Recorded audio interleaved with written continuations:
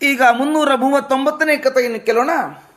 ಪರಶುರಾಮನ ಮಾತನ್ನು ಕೇಳಿ ರಾಮಚಂದ್ರ ಆ ವೈಷ್ಣವ ಧನಸ್ಸನ್ನು ಬಗ್ಗಿಸಿ ಹಗ್ಗ ಕಟ್ಟಿ ಬಾಣವನ್ನು ಹೂಡಿ ಪ್ರಯೋಗ ಮಾಡಿದ್ದಾನೆ. ಪರಶುರಾಮ ಏನು ಹೇಳಿದ? ನನ್ನಲ್ಲಿರುವ ತಪಸ್ಸಿಗೆ ಬಾಣವನ್ನು ಬಿಡು ಅಂತ. ಅಲ್ಲಿ ಒಂದು ರಹಸ್ಯ ಇದೆ. ತಪಸ್ಸು ಅಂದರೆ ತಪ ಎಂಬ ಹೆಸರುಳ್ಳ ಒಬ್ಬ ಅಸುರ ಅಂತ ಅರ್ಥ. ತಪೋಮಯ ಅಂತ ಅವನ ಹೆಸರು. ಅತುಲ ಅಂತಲೂ ಅವನಿಗೆ ಹೆಸರಿದೆ. ಅವನು ಬ್ರಹ್ಮದೇವರ ಹತ್ರ ತಪಸ್ಸು ಮಾಡಿದ್ದಾನೆ. ಬ್ರಹ್ಮದೇವರನ್ನು ತಪಸ್ಸು ಮಾಡಿ ಒಂದು ವರ ಪಡೆದಿದ್ದಾನೆ. ವಿಷ್ಣುವಿಗೆ ಸೋಲು ಬರುವ ತನಕ ನನಗೆ ಮರಣ ಬರಬಾರದು ಅಂತ. ವಿಷ್ಣುವಿಗೆ ಸೋಲು ಬರುವ ತನಕ ನನಗೆ ಮರಣ ಬರಬಾರದು. ಒಂದು ವೇಳೆ ವಿಷ್ಣು ಸೋತ ಅಂದರೆ ನನಗೆ ಮರಣ ಬರಬಹುದು ಅಂತ. ಅವ ಬುದ್ಧಿವಂತ.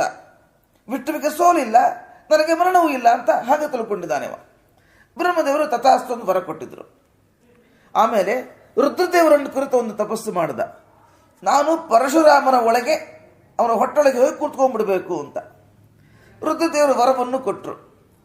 ಪರಶುರಾಮ ದೇವರು ಅಂಗೀಕರಿಸಿದ್ರು. ಅವನ ಹೊಟ್ಟೊಳಗೆ ಹೋಗಿ ಕೂತ್ಕೊಂಡ್ಬಿಟ್ಟಿದ್ದಾನೆ ಅತುಲ.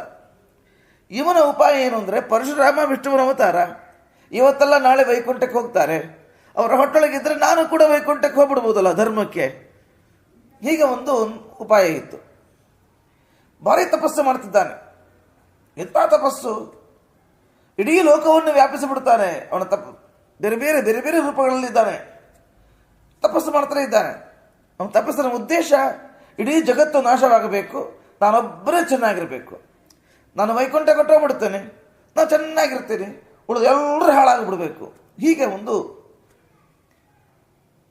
ಉದ್ದೇಶವಾಗಿತ್ತು. ಈಗ ಅವನಿಗೆ ತಪೋಮಯ ಅಂತ ಹೆಸರು ಬಂದಿತ್ತು. ಭಾರೀ ತಪಸ್ಸು ಮಾಡೋದ ಕಾರಣ ತಪೋಮಯ ಅಂತ ಎಂಬ ಹೆಸರು ಕೂಡ ಅವನಿಗೆ ಬಂದಿತ್ತು. ಲೋಕವೆಲ್ಲ ವ್ಯಾಪಿಸಿದ ಕಾರಣ ಲೋಕಮಯ ಅಂತಲೂ ಹೆಸರು ಬಂದಿತ್ತು. ಈ ತಪಸ್ಸಿನಿಂದ ಭಾರಿ ಪುಣ್ಯವೂ ಕೂಡ ಅವನಿಗೆ ಬಂದಿತ್ತು. ಹೀಗಾಗಿ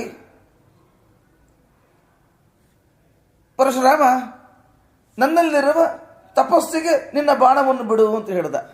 ಅಂದರೆ ನನ್ನ ಹೊಟ್ಟೆಯಲ್ಲಿರುವ ತಪಸ್ಸು ಎಂಬ ತಪೋಮಯ ಎಂಬ ಅಸುರನಿಗೆ ಬಾಣವನ್ನು ಬಿಡು ಅಂತ ಅರ್ಥ. ಅದಕ್ಕೆ ಉಳಿದವರಿಗೆ ಅರ್ಥ ಆಗಿಲ್ಲ, ರಾಮನಿಗೆ ಅರ್ಥ ಆಯಿತು. ಸಾಕ್ಷಾತ್ ಪರಮಾತ್ಮನ ಅವತಾರ ಅಲ್ವಾ, ಇಬ್ಬರು ಪರಮಾತ್ಮನ ಅವತಾರವೇ. ಪರಶುರಾಮನು ವಿಷ್ಣುವಿನ ಅವತಾರ, ರಾಮನು ವಿಷ್ಣುವಿನ ಅವತಾರ.